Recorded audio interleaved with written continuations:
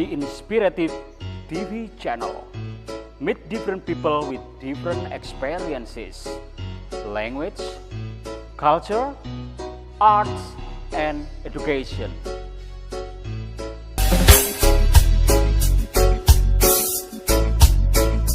Assalamualaikum warahmatullahi wabarakatuh. Viewer, welcome back with Master Ali in the Inspirative TV channel. Ya, sore ini Master Ali bikin konten lagi tentang agama. Ya, ada yang bilang agama itu dongeng belaka. Nah, itu suara-suara setan yang seperti itu. Jadi agama itu muncul karena peradaban manusia.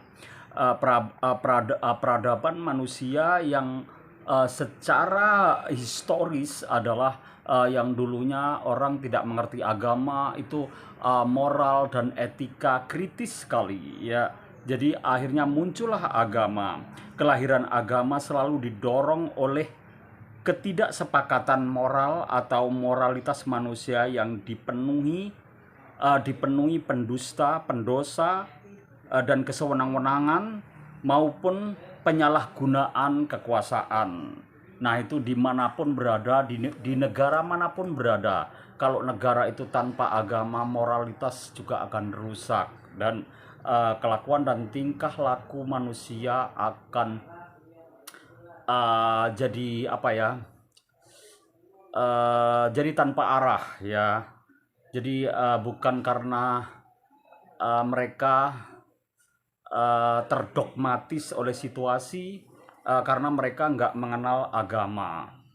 Agama terlahir itu membentuk manusia itu saling selaras, seimbang, dan egaliter, dan pokoknya manusia itu lebih rendah hati kalau mereka mempelajari agama. Juga agama adalah merdeka untuk berkreasi apa saja. Itulah agama mengajarkan. Yang penting itu dalam hal yang sifatnya positif ya.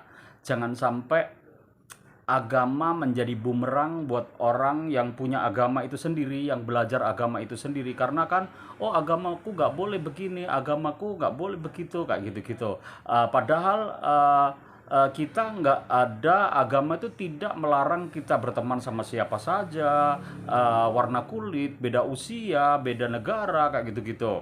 Karena agama terlahir juga di mana, ya kan? Yang membawa agama di mana, dan di mana tempat agama terlahir itu juga belum tentu orang-orangnya agamis juga, ya kan? Coba wis analisa, coba jalani hidup itu, lakukan sesuatu riset ya kecil-kecilan aja untuk melihat orang yang merasa punya agama, merasa punya sesuatu yang memang dia itu yang harusnya memberi contoh yang baik, ternyata tidak bisa. Ada temanku yang memang dia seorang ustadz, diundang ke sana kemari ya. Dia dia berkoar-koar tentang agama harus gini, agama harus gitu, keluarga itu dalam agama itu gini dan gitu. Ternyata dia di keluarganya sendiri nggak karu-karuan, ya kan. Pulang dari dakwah dia dipukul panci sama istrinya, ya. Nggak tahu kenapa, yang jelas dia salah menafsirkan agama itu sendiri, padahal dia seorang pembawa agama. Konon katanya seperti itu, karena dia udah diundang ke sana kemari ya kan. Bahkan nilai kontraknya juga mahal ya. Apakah dia jual agama, nggak tahu juga, ya kan. Yang jelas agama itu nggak ada nominal ya, nggak ada nominal angka-angka atau dolar atau rupiah sekalipun. Jadi agama itu benar-benar tulus, murni, dan tidak boleh ada urusan itu secara duniawi kayak berdagang, ya kan. Berdagang nggak bisa ya. Jadi agama itu turun untuk kita pahami, kita resapi, dan kita tidak boleh ya agama itu membelenggu kita, kita jangan berpikir seperti itu ya. Jadi jangan sampai agama itu membelenggu kita. Yang jelas agama itu buat patokan kita mau jalan kemana, ya kan? Mau jalan ke selatan atau ke utara, ke barat atau ke timur. Yang jelas itu kita ada kontrol, ada circle yang harus kita nggak boleh kita terjang. Agama itu harus kita pelajari secara kritis, tapi bukan berarti secara paradok yang kita sering protes, sering apa ya, agama dijadikan kita itu jadi kayak berdebat gitu. Untuk apa? Agama nggak perlu diperdebatkan. Sebuah agenda bahwa agama hanya bermakna jika pelaku agama itu sendiri hanya melakukan ajaran-ajarannya tanpa menganalisa dan menghayati sebagai teks-teks yang kritis ya. Jadi agama kita jalani, kita lakukan. Saya lebih setuju pada orang-orang sufi yang melakukan agama dengan praktek yang pendekatan diri pada Tuhan secara natural, iya. Terus dia ada koneksitasnya, hubungan itu apa namanya, link and match atau wasilah ya. Wasilah itu dijalani sama mereka, dan mereka menjalani agama dengan santun, dengan harmonis, dengan sinergi yang seimbang seperti itu. Oke, dalam proses-proses seperti itu, dengan penghayatan yang demikian, agama akan dapat memerankan dirinya dalam proses pencerahan yang alamiah, pencerahan yang betul-betul menyesuaikan dengan peradaban yang ada. Pada sisi lain, sikap ini pun akan mencegah agama dari jebakan-jebakan dan interupsi dari pihak pemerintah, pihak apa namanya, agama-agama yang dipikir itu terlalu, yang sering membuat kasus, yang bikin agama itu jadi perpecahan, agama itu jadi kelompok-kelompok seperti itu.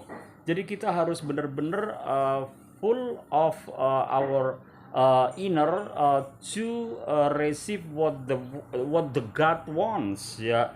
Jadi semuanya mestinya kita harus menerima dan melakukan sesuatu yang memang itu harapan Tuhan ya. Jadi jangan sampai agama itu jadi dogma aja, jadi paradok, jadi sesuatu yang membuat orang itu terlingkupi di situ, terus merasa tertekan gitu. Agama bukan seperti itu ya. Jadi agama kita lahir untuk memang membuat life is brightness ya. Hidup jadi ada pencerahan, ada kan dulu itu waktu sejarah Nabi juga from the darkness to the lightness ya, dari kegelapan menjadi ini pencerahan ya, dari terang benderang ya. Seperti itu kita memang terus menerus, apalagi agama itu nggak pernah mati, meskipun pembawanya udah mati, tapi penerus agama masih terus bersinar terus sampai dunia ini the end of days ya.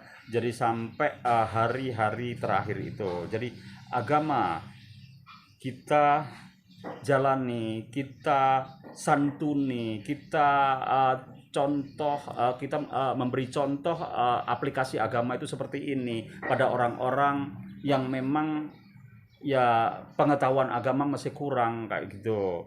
Tapi jangan menyalahkan agama lain, itu kamu salah, kamu gini, enggak ya. Biar aja mereka berjalan dengan agama yang mereka anut, karena dalam agama mereka juga mengajarkan positive mind, positive thinking, positif, terus akhirnya mendapat positive effect for daily life ya. Jadi orang agama apapun kalau dia memang benar-benar mendalami, pasti dia akan melakukan hal-hal yang positif, karena agama mengajarkan sesuatu yang positif ya. Jadi kalau negatif yang kita lakukan, berarti kita nggak mendalami agama, atau kita nggak menjalankan agama secara outside in, secara luar dalam ya. Katanya, oke, aku beragama, aku hatiku sudah nyambung pada Tuhan misalnya kan. Tapi hati nyambung sama Tuhan, tingkah laku tidak nyambung, ya sama aja bohong ya kan. Jadi agama terus itu outside in, kita melakukan yang memang diminta oleh agama, diminta oleh Tuhan kita seperti apa. Ya, jadi manusia sendiri kan sebagai khalifah di bumi, ya memberi sesuatu yang memang memberi damai pada all the people in the world, ya. Tidak hanya sekitarnya aja, tapi seluruhnya di dunia ini. Oke, viewer, itulah tadi bicara tentang agama. Mr. Ali undur diri dengan apa ya? I do apologize if you have some mistake what I speak to you now. See you next time. Wabillahi taufiq walhidayah, waridho wal inayah. Thank you very much. Wassalamualaikum warahmatullahi wabarakatuh. Goodbye.